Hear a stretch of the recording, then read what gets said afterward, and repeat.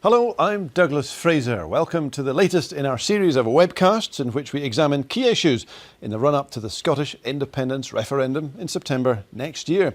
Today we're looking at a subject of concern to anyone who plans to get much past the age of 60 and of course to those who've already done so. We're talking pensions, and with the help of the questions you've sent in, we're getting expert advice from my guest today, David Davison. He's director of the actuarial firm Spence & Partners and has been working in the industry since 1985. He's also active with the Institute of Chartered Accountants in Scotland, which has had some interesting things to say recently about independence and pensions. David, thank you very much indeed for joining us, giving us the benefit of your expertise today. I'm going to start with a personal and public confession to say that I'm overcoming a phobia by discussing pensions today. For me, it goes in the too difficult to tackle drawer. Please reassure me I'm not alone in that. No, absolutely not. I think at the best pensions are difficult and at worst they're impenetrable. So I think that's the way most people feel about them. So you're going to go easy on me today with the actuarial jargon. we're going to divide this up, I hope, into three basic areas. One is about state pensions, the state pension system. One is about the public sector workers' pensions. And finally, the company pensions, private pensions system as well. Let's start with state pensions.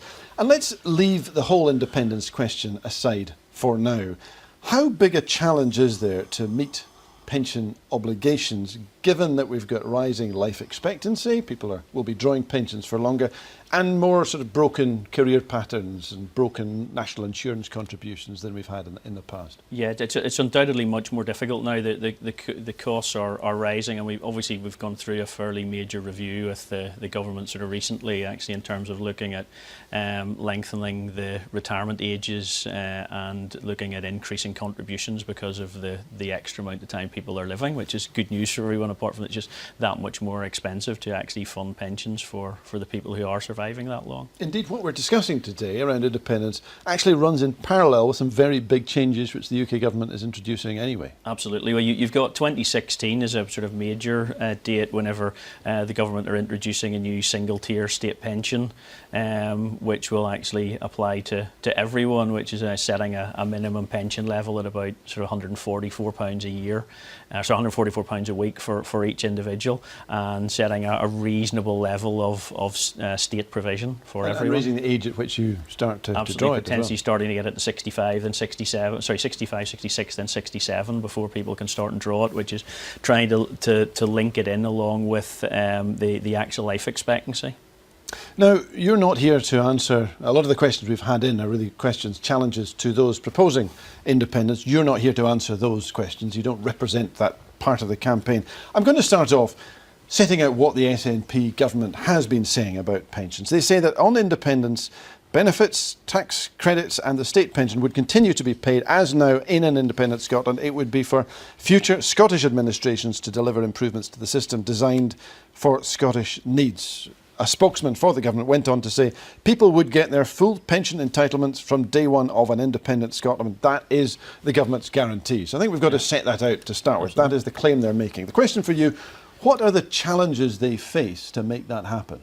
Well, I think any new administration would obviously have the choice over what is desirable and what's affordable in a new administration. So I think they've got to sort of set out what what they can actually afford to pay. I think that there's a series of challenges, obviously within the state pension system.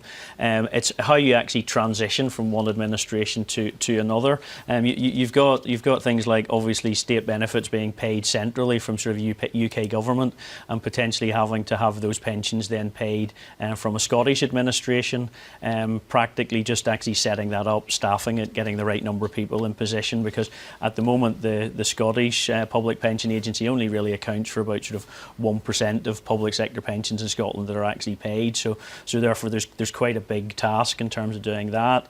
And one of the major issues with pensions really is around data and record keeping. It's actually having the information there to actually pay the right amount of pension at the right time. Because if you or I are paying national insurance contributions, there's nowhere saying where I was working when I paid that, whether it was Absolutely. in Scotland or the rest of the UK. Absolutely. And that's a significant problem with this. A very, very difficult problem to actually try and deal with, because I think you've got the issue of a number of people asking already, about, well, what happens? I've paid all my national insurance in England, but I'm planning to move back to Scotland. And there's going to have to be a quite clear transition plan in terms of how all those sorts of issues are actually going to be dealt with. And just reassuring people that whilst the statements there, the practicalities are actually in place to make it happen. Now, is Scotland more or less vulnerable than the UK as a whole to some of these demographic trends that I mentioned earlier on? Well, certainly from sort of information sort of gathered at the moment, Scotland, from a welfare reform point of view, welfare payments point of view, is actually paying slightly less than is the case in the UK as a whole. But it also has other issues in terms of sort of public sector pensions, in terms of the proportion of individuals who are actually in public sector pensions is higher in Scotland. Therefore, it'll have to sort of try and deal with that mix, where it might be able to have a little bit more flexibility around state pension provision, but potentially not quite as much flexibility in terms of funding other public sector provision. A crucial part of this is the ratio, isn't it, of people drawing pensions to the number of people of working age who are paying in taxes. Because we don't have as high immigration rates as England, we don't have the same sort of replacement of the workforce. And so that ratio, is that not more of a concern for I think Scotland? the position at the moment is better, I think, but I think it's likely to get worse over time, because exactly as you say, the population tends to be more static, unless, again, the issue for the government there is attracting more people into the country and sort of more vibrant economy in terms of actually funding those taxes to pay for people's pensions. Well, let's turn to the first of the questions that we've had come in from the readers of BBC Scotland online. This is from Brian Kelman, not the only person to come to send a message from outside Scotland. He's based in Cardiff, and he's saying, I originally come from northeast Scotland and intend to retire there in about 20 years' time. He's a man who's planning ahead, which is impressive. I haven't lived in Scotland for the last 15 years, and I'm currently living and working in Wales. If Scotland gains independence, will there be a transfer scheme? Will I lose all my contributions to the British system, have nothing in a Scottish system, or do I need to pay twice? Well, I think the issue is around this sort of transition plan as to how things are actually going to happen. I think in terms of unfunded government pensions, because there's obviously two major types of sort of pensions in the public sector. Effectively, you've got unfunded pensions, which are just paid from taxation, and then you've got funded pensions where they're in the likes of a local government scheme where they're actually funded. In terms of unfunded pension schemes, you would expect... Which is the state pension is unfunded? The state pension is obviously unfunded as well. So you would expect that the Scottish Government would create the new Scottish administration would create a transition plan with the UK Government in terms of paying an amount of money or compensating an amount of money between the two governments for actually taking on responsibility for payments. There's no clear path really around actually how you go about doing that, because it depends on how many people are moving one way or the other, and how much money is actually paid in one jurisdiction or another. But you would imagine there will be some form of transition arrangement which will actually make it clear to people how their benefits can actually be derived. Equally, if the benefits are actually all built up in England or in Wales, for example, then the benefits theoretically from those schemes could be paid in Scotland, but it would just be a different jurisdiction, so you would just have to handle the taxation. But it would require the governments, Holyrood and Westminster, they'd have to work very closely together to make this happen. I think the cost of actually calculating the transition of this could be quite significant, because any sort of transition within a pensions environment, you're always trying to make sure that people are no worse off effectively. So that really requires you to get down into the absolute minutiae of the detail. And I think certainly from any of the statistical evidence I've seen so far, the record keeping of sort of members' historic payments and so on isn't necessarily 100% complete, so therefore there's quite a bit of work to be done there to make sure that people are getting the right payments. There's a lot of debate, if there's a no in the referendum, about Devo Max, about more powers, and welfare is one of the things that gets talked about. People want Scotland to have control over the benefit system, including pensions. All these issues apply exactly the same if that were to happen. Yeah, I think it's possibly less the case in Devo Max, because I think you're probably less likely to actually be required to move away what is the norm of pension provision in the sort of UK as a whole. I think one of the things that obviously independence actually gives is it does give the government the the choice of actually what type of pension they actually want to provide. If you compare the pension sort of structure in the UK with other countries, the state pension benefit can really be provided in a number of ways in terms of, are you trying to provide something that provides a minimum level of income for everyone, or are you trying to provide something that actually provides a proportion of salary, for example, for people? Then the actual commitment to pensions affects different people, and depending on what their salary levels and so on are. So it does give you the chance potentially to start with a blank sheet of paper and actually say, well, we might actually design something that's a little bit different for the population as a whole. Let's move on to another question. This comes from James Campbell. Don't know where he's based, but he's sent a message in to say, I'm 62 in June and worked in local government for 45 years, retiring nearly 2 years ago. If Scotland becomes an independent country and I decided to move to England, not saying why he might, would I be entitled to my state pension at 65, being Scottish and living in England? Variation of some of the same issues. Yeah, again, it's just moving. Again, it's part of this sort of transition plan in terms of sort of saying, well, what's going to actually happen if you actually move between the two jurisdictions? It's a bit like... We already have a precedent here, don't we? Because you can build up your rights to a British pension at the moment and move overseas for retirement, Absolutely. typically to France or Spain or wherever. You can draw your pension. Absolutely. And if you remain if Scotland obviously remains in the EU, then there's actually provisions within sort of EU about actually providing state pensions across different borders. So and again, providing Scotland's in a position, and independent Scotland's in a position to maintain EU membership throughout that period, then there's provisions which will actually allow you to do that. Well, let's stick with that European theme if you want. Walter Thompson has been in touch to say, if independence goes ahead and we adopt the euro, now that's not current Scottish Government policy, but it was the SNP policy not that long ago. What happens to my UK pensions, savings and investments which are in sterling, pound sterling? Will a conversion take place? Will I lose out? The pensioner, indeed the saver and investor, carries the risk of currency movements. Absolutely, yeah, that's the case. I think if you're moving anywhere between jurisdictions, then you're going to have to carry the currency risk. It would be exactly the same as someone, for example, retiring in the Republic of Ireland, moving from England to the Republic of Ireland. Exactly the same basis as would apply with a Eurozone Scotland. Let's move on. We have 3 sections. The second one being about public sector workers and their pensions. Again, I want to start by asking you, let's leave aside the whole question about Scottish independence. How big a gap is there in the liability of the UK government and Scottish and local government as well to meet pension obligations to public sector workers? I think this is one of these areas where it really depends on which set of statistics you actually take as being accurate.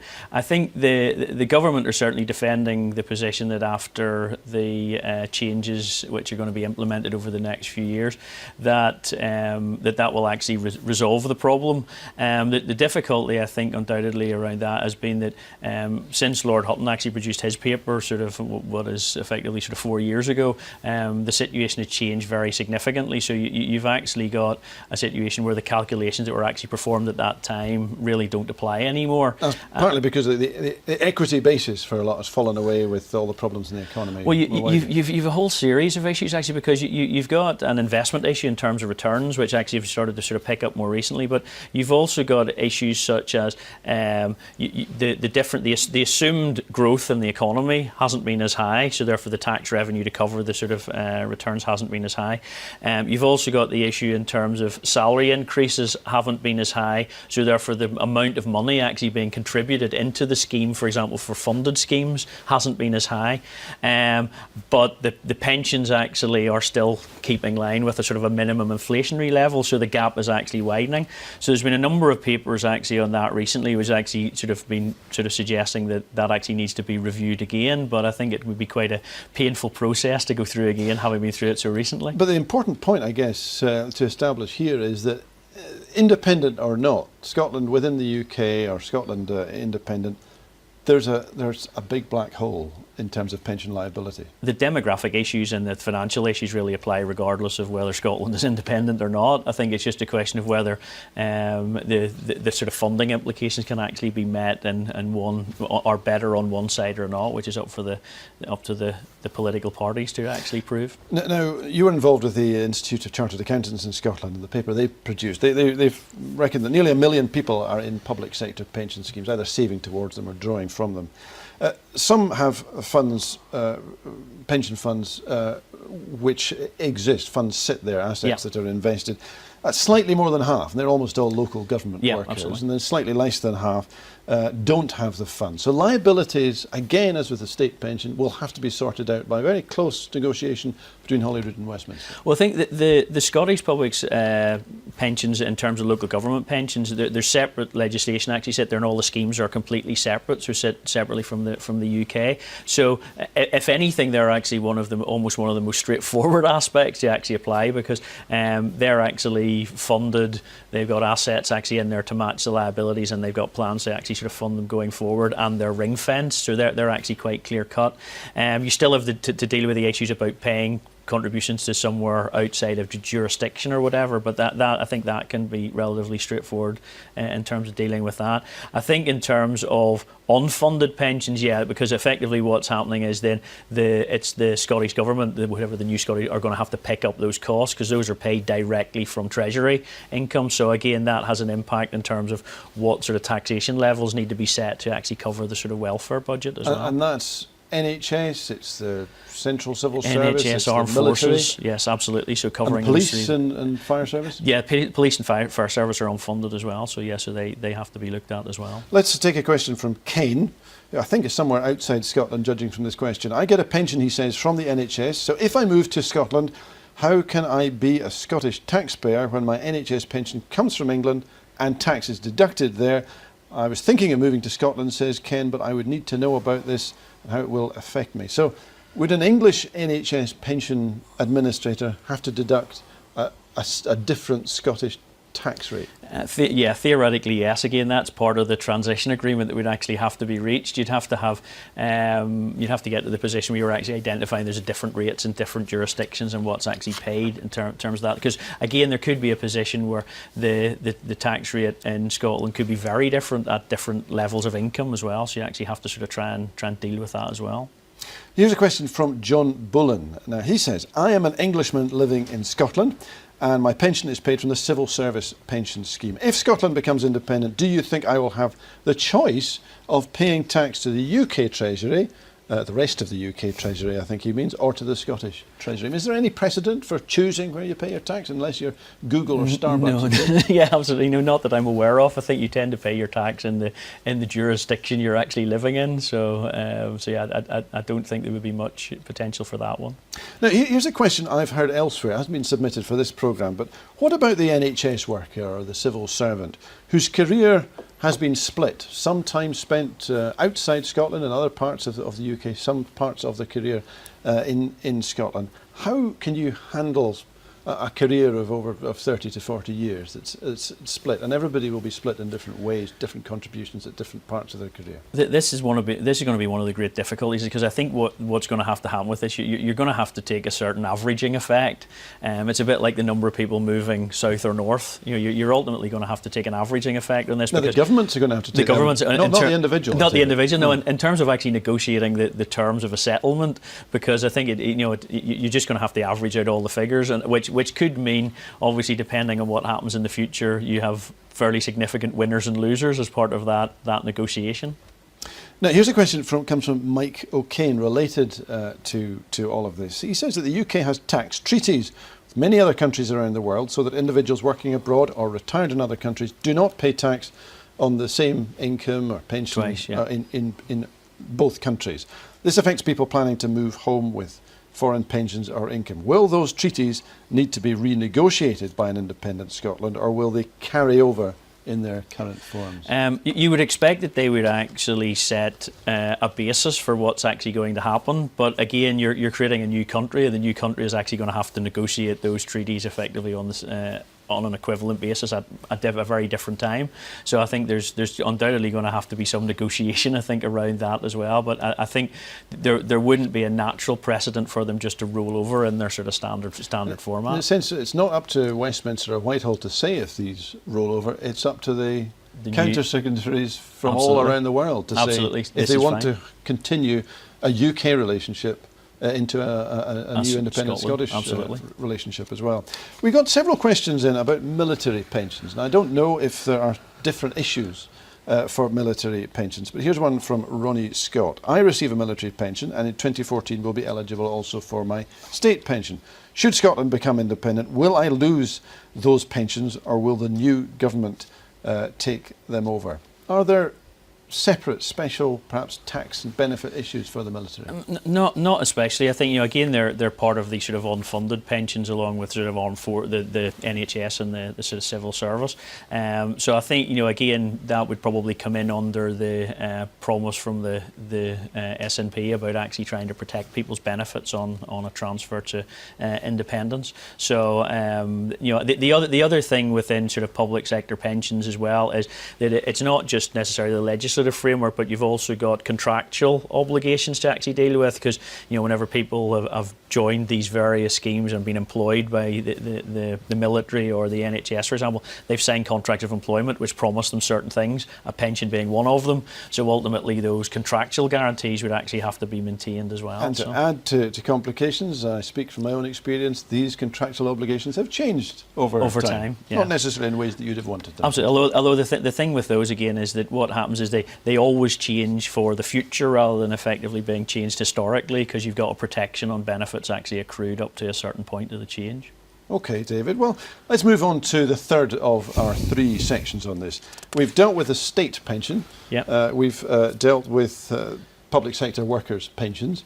Now, private sector pensions, which may be your personal private pension scheme or company pension scheme. Some of the issues will be common to them as well. But I'm going to ask you the same question I've asked you about the other two areas we've talked about. Leaving the independence question aside altogether, how big a hole are we in with pensions?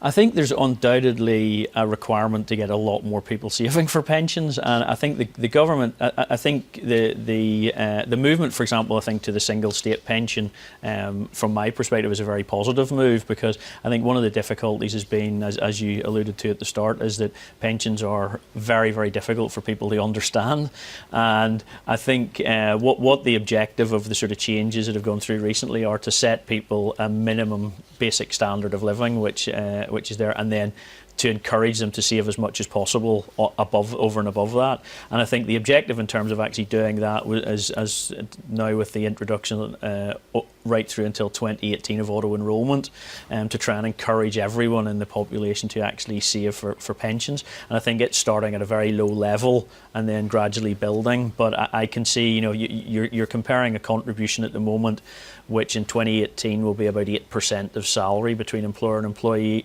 with probably 12% in Australia, which is using a sort of a similar model. The problem is, obviously, at the moment, anyone joining that is only going to be paying 2% of contribution into it, so it's not going to make a material difference. So I think that there's just far too many people not paying and not paying enough, and the cost of actually buying benefits is so expensive now in terms of once you go to convert them into an actual income at retirement, that people are then having to save even more. So, but at least I think for the future it becomes much more clear cut after 2016 in terms of, I know I'm going to get this, and therefore to have a comfortable living in retirement, I therefore need to save this to actually make up the shortfall. And if we introduce the question about an independent Scotland, is there anything about Scotland's position which is any different to the position of the UK on this? Not really. I think there's just consistencies. I think that there could be issues in terms of the actual regulation of pensions again, because at the moment, sort of things like the new Financial Conduct Authority, the Pension Protection Fund, which protects members who are in final salary pension schemes where the employer becomes insolvent. And even the pensions regulator, you could have to have Scottish versions of that actually in an independent Scotland. But I think ultimately the approach would probably be relatively consistent. There could also be an issue in terms of schemes, actually other schemes having to be set up in Scotland to actually provide benefits. I think one of the other things that's then sort of links into that is pretty similar to some of the questions on sort of public sector pensions is, how do you actually then, once you've got a pension in one jurisdiction, how do you actually pay the pension from that into another jurisdiction? Fortunately, there was funding regulations, EU funding regulations, which have been abandoned. The plans for them have been abandoned over the last month or so, which would have made the funding of these schemes quite difficult if post-independence. Well, tell me about that, because I think you're involved with the Institute of Chartered Accountants in Scotland, ICAS, brought out this report to say that European law requires that no private pension scheme which straddles member states' borders is allowed to be underfunded. Yeah. While we know, because we do it already within the UK, you can underfund over quite a long period and to a substantial extent a private pension scheme. We've heard a response to that report when it came out a few weeks ago. Alex Salmond, the First Minister, responded, "Not a problem." He told MSPs there would be no difference, no change to the time companies have to plug these gaps. Are there ways around this European directive? Is that what you're saying has already begun to move? Yeah, it's part of the sort of Solvency II regulations, which was actually going to be a problem for the UK as a whole, because what it was proposing was that effectively that pension schemes would have to move to a funding basis which was equivalent to what insurance companies would actually have to provide in providing annuities, which there's very significant estimates on how much that would actually cost the economy. And many hundreds of billions. Hundreds of billions. I think 400 billion was the last estimate that I saw potentially from the government. But that's actually been shelved now, and I think they're looking at a more sort of proportionate approach in terms of how you actually go about funding schemes, and trying to keep it on a basis that's sort of similar to what's actually happening. So at this the is moment. less of a concern than at the time the ICAS Absolutely. brought out. Well, this only came out, I think, right at the end of May. Right, so let's go to a question here from Colin Henson. Will UK taxpayers based outside Scotland lose tax relief on their own contributions to either a personal pension or stakeholder pension scheme if the policy is held with a life company based in Scotland following separation? Similarly, will Scottish taxpayers lose tax relief on their contributions if the life company is based in Scotland? Now, this has to do with where your pension provider is located. Scotland does very well at providing pensions. A company like Standard Life sells extremely well around the UK and beyond. In fact, about 90% of their customers are in the UK but outside Scotland. So that's, I think, the issue that Colin Henson is getting at. The UK Treasury has raised this as a concern, that you might actually find a company like Standard Life relocating to be closer to its customers. Yeah, I think more likely, I think, in that is what you'll find is almost separate versions of the same product potentially across the different jurisdictions, and you probably create something like a declaration which just says where you're actually resident, where you're actually entitled to your tax relief, because obviously again at the moment, for example, if you're providing a personal pension, you automatically get the tax relief added to your personal pension, so again that's crucial in terms of what jurisdiction you're in, because your tax rate could be different. So again, there could just be different versions of the same product. The issue around that is, from the provider's point of view, is what's actually in the interest of the provider in terms of their taxation position. That UK Treasury paper, they were clearly making the case against the independence cause. Were they raising a reasonable concern that these pension providers based in Scotland may wish to relocate? I think there's sort of practical issues. I think, in terms of again whether they actually would move for a proportion of their benefits. I think that's a sort of a business call, really. I think unless there was a very strong business imperative in terms of they were losing a lot of income as a result of not being able to provide these pensions, then it's a big call for them to actually go about moving their whole operation to somewhere else. For sure. Here's a question. It comes from Jerry Nichol. I'm currently on a final salary pension funded by my company. My understanding is that if my company goes bust, then the UK government will step in and fund a large part of my pension. In fact, it may not operate quite that way, but you can explain that in a moment. In an independent Scotland, would the Scottish government also provide this support should my company go bust?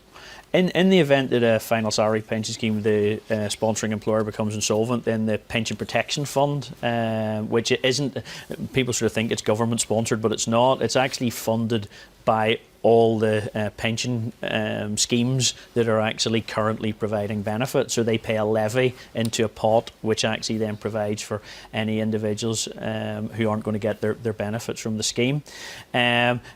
I think in terms of if there's an independent Scotland, I think the Pension Protection Fund equivalent would have to be set up in Scotland. It would then be a question of how you actually then paid the contributions from the scheme, whether you were paying those to the Scottish version or whether you were paying them to the UK version. OK, something else to be sorted out in the event of independence between Holyrood and Westminster. David Davison, thank you very much indeed for your expertise, for explaining things in ways that I could understand. I'm very particularly grateful for that. Thanks very much indeed. We'll be back with further webcasts where we put your questions to the experts and on some occasions to the referendum campaign groups as well. Watch out for details of the next webcast and how you can contribute. And for more on the independence debate, including background analysis and the latest developments in the story, go to the BBC Scotland News website and click on Scotland's Future. In the meantime, thanks for watching and goodbye.